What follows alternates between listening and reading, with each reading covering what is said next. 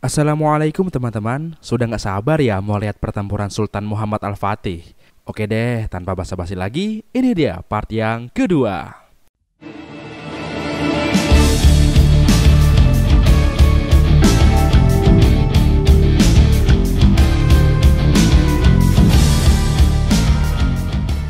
Setelah berpamitan pada istri dan anaknya, Sultan Muhammad Al-Fatih pun mulai melaksanakan proses invasinya. Meriam raksasa pesanan Sultan Muhammad Al-Fatih pun mulai dikeluarkan dan dibawa dengan menggunakan tenaga sapi yang berkolaborasi dengan tenaga manusia. Pengepungan pertama yang dijalankan oleh Sultan Muhammad Al-Fatih pada Konstantinopel dilaksanakan di hari Jumat tanggal 6 April 1453 Masehi. Kala itu, Sultan Muhammad Al-Fatih membawa pasukan sebanyak 250.000 prajurit. Takbir pun mulai dikumandangkan. Dan gema takbir itu membuat hati siapapun yang mendengarnya jadi bergetar. Bizi utandırma, asker. Di sisi lain, Raja Konstantinopel pun memberi pidatonya pada seluruh rakyat dan prajurit untuk membakar semangat mereka sebelum bertempur melawan Turki yang dipimpin oleh Sultan Muhammad Al-Fatih. En şanlı ve en güçlü kendi kanlarında boğacak. Ki o gün geldiğinde hepiniz. Kembali ke Sultan Muhammad Al-Fatih yang kala itu terlihat sedang mengatur strategi serta membagi tugas pada para petinggi yang ikut bertempur. Haliç'e girmesi şart. Sen Galata sırtlarını tutacaksın. Siz ve atlı birlikler. Begitu juga dengan Raja Konstantinopel yang juga sedang menyusun rencana untuk menghadapi serangan dari Turki. Dostumuz Şehzade Orhan, Lazanigo. Kreska Kapısı, Komutan Kontarini. Sebelum bertempur, Sultan Muhammad Al-Fatih dengan damai memberikan pilihan pada Raja Konstantinopel, yaitu untuk menyerahkan kota Konstantinopel secara baik-baik atau harus menggunakan kekerasan dan pertumpahan darah. Misafirperverliğiniz için sağ olun. Yarım kalanı tam etmeye teslim ederseniz rahatsızlıktan uzak. Namun dengan sombongnya, Raja Konstantinopel memilih untuk bertempur karena dia masih menganggap Sultan Muhammad Al-Fatih adalah newbie di dunia pertempuran. Bu durumda çok kan dökülecek. Dan akhirnya pertempuran besar pun meledak di sini. Pasukan Turki pun mulai maju serempak yang membuat tentara Konstantinopel gemetar. Anak panah pasukan Turki pun mulai dilepaskan dan menghujani pasukan Konstantinopel.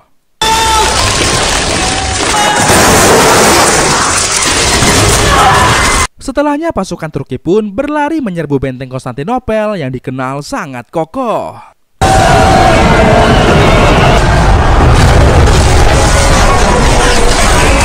Raja Konstantinopel yang tak mau kalah pun mulai mengerahkan alat pelontar batu untuk menyerang tentara Turki.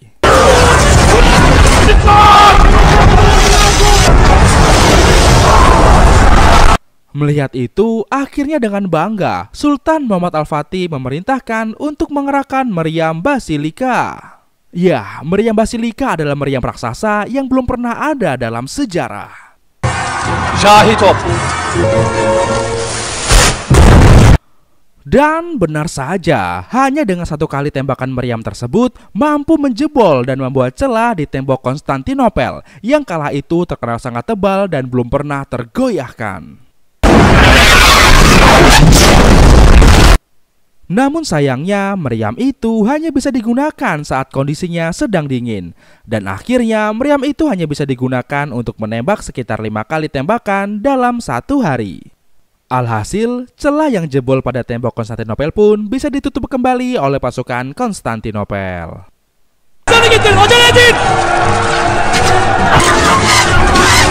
Seiring berjalannya waktu, pasukan Sultan Muhammad Al-Fatih pun mulai banyak berjatuhan. Semua ini dikarenakan pasukan Konstantinopel mulai melepaskan anak panah di lapisan pertahanan kedua.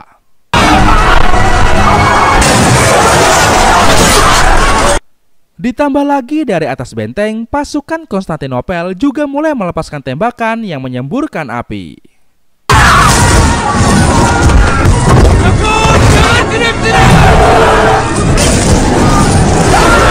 Dan akhirnya peperangan di hari pertama dimenangkan oleh Konstantinopel. Banyak korban berjatuhan dan korban yang terluka langsung diangkut untuk dirawat.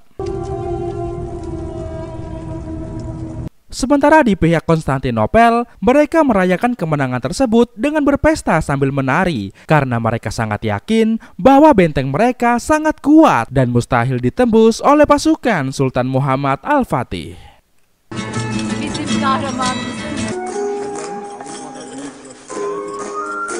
5 hari kemudian, kembali Sultan Muhammad Al-Fatih menyusun sebuah rencana. Kali ini beliau memerintahkan seorang pria yang bernama Mustafa yang merupakan seorang kepala penggali tanah untuk membuat terowongan bawah tanah secepatnya dengan tujuan agar bisa cepat menembus benteng Konstantinopel lewat bawah tanah. Öncebaşı Mustafa'ya söyleyin daha hızlı kazsınlar.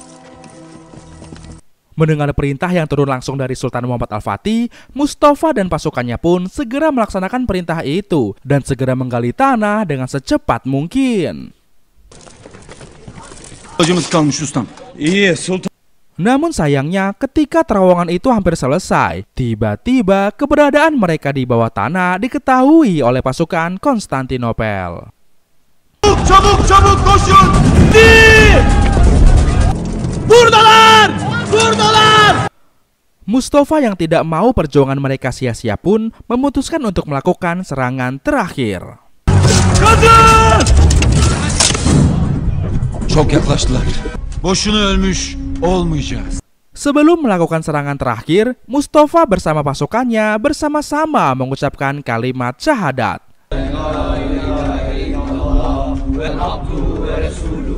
Lalu Mustafa pun meledakkan terowongan tersebut. Hingga syahidlah Mustafa dan pasukannya. Sementara pasukan Konstantinopel juga banyak yang berguguran. 12 hari kemudian, Sultan Muhammad Al-Fatih kembali melakukan serangan dengan strategi baru. Kılıç talimi yaparken bir şey söyle. Kali ini Sultan Muhammad Al-Fatih memanggil sahabatnya yaitu Hasan dan memerintahkannya untuk memimpin pasukan untuk melakukan serangan kedua. Artık kılıcı lazım geldiği gibi kavramak gerek Hasan. Sıra sizde. Singkatnya, detik-detik penyerangan itu pun tiba. Di sini terlihat Hera, anak dari Urban yang juga ikut bertempur dengan menyamar menjadi seorang pria. Saldırısı var. Hazırlanacak. Hingga akhirnya pertempuran pun dimulai.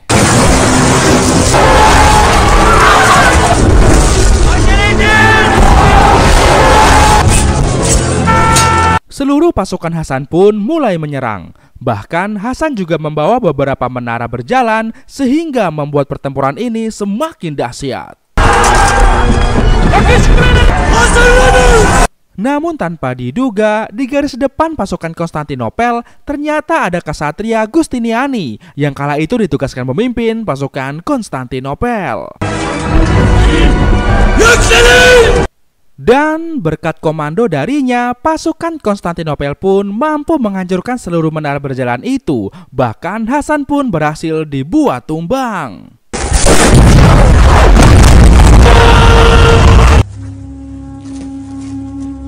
Hari demi hari pun berlalu. Berbagai serangan dari Sultan Muhammad Al-Fatih pun selalu berhasil dipatahkan oleh Konstantinopel.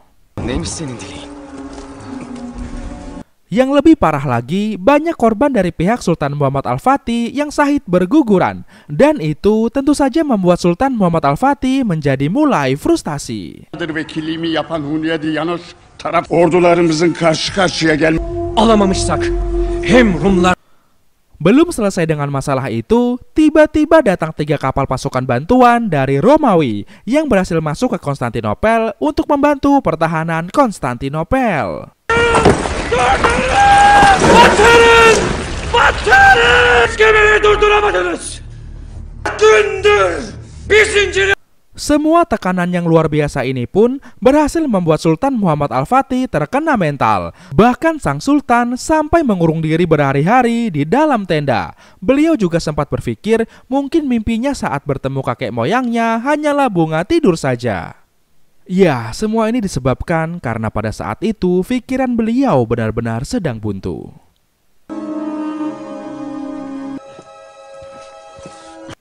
Di saat seperti inilah, guru Sultan Muhammad Al-Fatih yang merasa khawatir dengan kondisi muridnya pun datang menjumpai Sultan Muhammad Al-Fatih.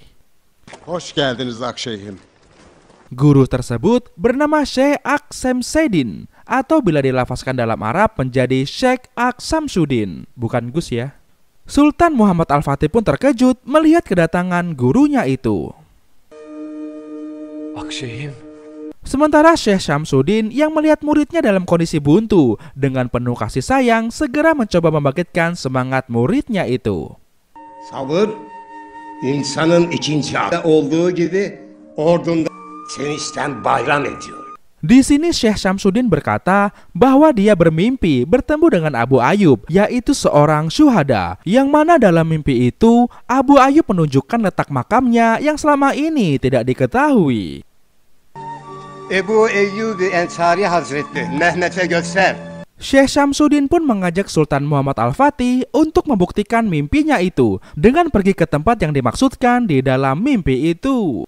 Singkatnya mereka pun pergi ke tempat itu yang letaknya di tengah hutan, yang mana dulunya Abu Ayyub adalah seorang yang pernah ikut serta dalam pengepungan Konstantinopel bersama pasukan muslim. Beliau tidak pernah meninggalkan tempat tersebut hingga dirinya wafat. Setelah digali, benar saja mereka menemukan Abu Ayyub yang dimaksud, dan mereka pun menyempatkan diri untuk mengirim doa untuk pejuang muslim ini. Dari sinilah seolah Syekh Syamsuddin ingin mengajarkan pada Sultan Muhammad Al-Fatih untuk tetap teguh mempercayai mimpi yang Sultan Muhammad Al-Fatih lihat ketika kakek moyangnya menyampaikan bahwa Muhammad Al-Fatih lah yang mampu menaklukkan Konstantinopel dan menyatukan negeri. Vazgeçemezsin Mehmet. Syekh Syamsuddin juga berpesan agar Sultan Muhammad Al-Fatih jangan sombong dengan kecerdasan dan kekuasaan yang dia miliki. Mintalah petunjuk pada Allah Subhanahu wa Ta'ala, karena tanpa izinnya maka Sultan Muhammad Al-Fatih tidak akan bisa berbuat apa-apa. Dan gunakanlah juga akal sehat juga nalurimu. Göstermelisin. Hal ordunun başına geç. Setelahnya Syekh Syamsuddin juga menyuruh Sultan Muhammad Al-Fatih untuk segera kembali memimpin pasukannya, karena jika ia tidak melakukannya sekarang, maka Sultan Muhammad Al-Fatih tidak akan pernah bisa lagi melakukannya. Asla yapamayacaksın. Mendengar semua nasihat itu, akhirnya semangat Sultan Muhammad Al-Fatih pun kembali berkobar lagi. Ben bu şehri fethetmeden Setelahnya, Sultan Muhammad Al-Fatih pun mulai berzikir dan meminta petunjuk pada Allah Subhanahu wa Ta'ala, hingga akhirnya dia mendapatkan strategi yang luar biasa. Pada malam hari, Sultan Muhammad Al-Fatih menyuruh pasukannya untuk mendorong dan menarik kapal lautnya melalui jalur darat untuk bisa sampai ke Teluk Golden Horn, yaitu daerah Konstantinopel dengan pertahanan yang terlemah. Saking mustahilnya cara seperti itu, bahkan Raja Konstantinopel pun tidak pernah terfikir cara yang seperti itu. Yah, bayangin aja bro, kapal segede itu ditarik dengan tenaga manusia, sungguh di atas normal. Dan dengan doa, kegigihan dan kerja keras, akhirnya pasukan Sultan Muhammad Al-Fatih berhasil membawa kapal tersebut ke Teluk Golden Horn. Kembali ke Sultan Muhammad Al-Fatih yang ada di area daratan. Di malam hari, beliau memberikan pidato pada seluruh pasukannya untuk kembali membakar semangat juang seluruh pasukan yang tersisa. Bugün burada bize düşen bıkmayın. Bu surları aşacağımızı biliyorum. Kibirle sallanan bayrakları. Dan dengan ucapan takbir yang menggema, seluruh semangat pasukan pun kembali berkobar. Allahu Ekber. 29 Mei 1453, di pagi harinya sebelum kembali melakukan penyerangan, Sultan Muhammad Al-Fatih yang sudah sadar dari kehilafannya pun melakukan sholat duha berjamaah dengan seluruh pasukannya untuk memohon petunjuk, ridho dan perlindungan pada Allah Subhanahu wa Ta'ala, karena dia tahu bahwa tidak ada daya dan upaya kecuali Allah. La haula wala quwata illa billah. Allahu Ekber. Assalamualaikum. Scene pun berganti ke pasukan bawah tanah yang tersisa. Ternyata mereka sudah berhasil menggali terowongan sampai tepat di bawah benteng Konstantinopel. Dan tanpa pikir panjang, mereka pun langsung meledakkan terowongan yang berada tepat di bawah benteng Konstantinopel. Hingga runtuhlah satu menara benteng tersebut. Dan hal itu sekaligus menjadi penanda bahwa pertempuran besar kembali dimulai. Meriam-meriam pun kembali mulai ditembakkan dan pasukan Sultan Muhammad Al-Fatih maju secara serentak menyerang benteng Konstantinopel. Dari celah-celah yang berhasil dibuat pasukan bawah tanah dan pasukan meriam, pasukan penyerang Sultan Muhammad Al-Fatih pun berhasil merangsek masuk dan menyerang bagian lapis dalam Konstantinopel.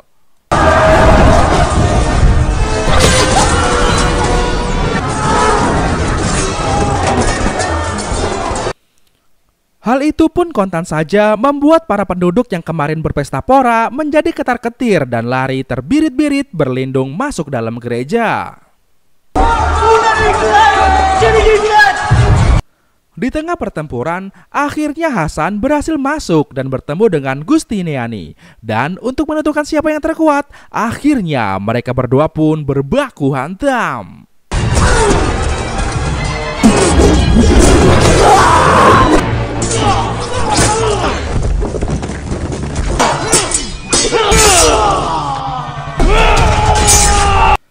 Pertarungan yang sengit pun terjadi di sini. Namun atas izin Allah Subhanahu wa taala, akhirnya Hasan pun berhasil mengalahkan Ksatria Giustiniani.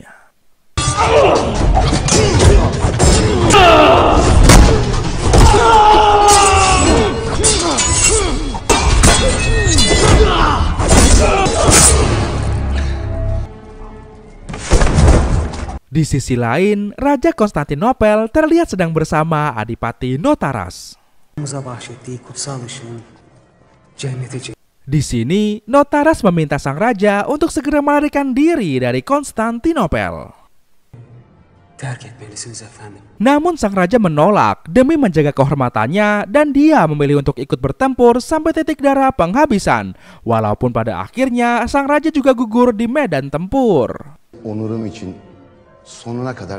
Sementara itu terlihat Hasan yang sudah berada di atas benteng. Di sini Hasan ingin menancapkan bendera tanda bahwa Konstantinopel sudah berhasil ditaklukkan.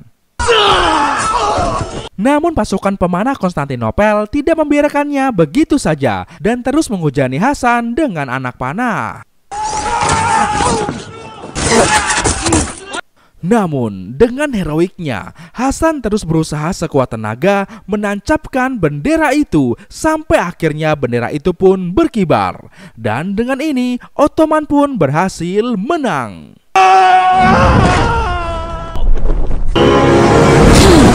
Di sini yang mengharukan melihat Hasan menahan bendera tersebut agar tidak terjatuh dengan tubuhnya. Hal itu ia lakukan hingga nyawa berpisah dari badannya. Adipati Notaras yang sedang berada di dalam istana pun ditangkap oleh pasukan Ottoman. Sementara Sultan Muhammad Al-Fatih mulai memasuki gerbang Konstantinopel yang kembali berhasil direbut setelah sekian lama dikuasai oleh Bizantium. Sultan Muhammad Al-Fatih melakukan sujud syukur atas keberhasilannya ini. İmparatorunuzu dininize uygun bir şekilde defne. Sementara seluruh warga dan pasukan Konstantinopel yang tersisa terlihat sudah pasrah jika mereka ingin dihabisi. Karena di Konstantinopel sudah beredar rumor fitnah yang mengatakan bahwa Sultan Muhammad Al-Fatih adalah orang yang jahat. Namun, alih-alih menghabisi mereka, Sultan Muhammad Al-Fatih malah memeluk salah seorang anak dan mengatakan bahwa seluruh rakyat Konstantinopel tidak akan dihabisi dan akan dibiarkan hidup berdampingan dengan warga Ottoman. Bahkan rakyat diberi kebebasan untuk memeluk agama apapun yang mereka yakini. Bundan böyle canımız bir, kaderimiz birdir. Dilediğiniz gibi. Dan bersamaan dengan kesuksesan ini, film pun tamat. Wow, sungguh keren ya filmnya guys. Ya iyalah, orang diangkat dari kisah nyata. Baiklah teman-teman, kira-kira pelajaran apa yang kalian dapat dari film ini? Terus di kolom komentar ya, kasih tahu gua. Baiklah teman-teman, kayaknya sampai sini dulu aja ya video kita kali ini. Gua doain semoga puasa kalian semuanya lancar. And then, akhir kata untuk menghemat kuota. Sampai jumpa lagi di video sensasi trends berikutnya. Bye-bye. Assalamualaikum.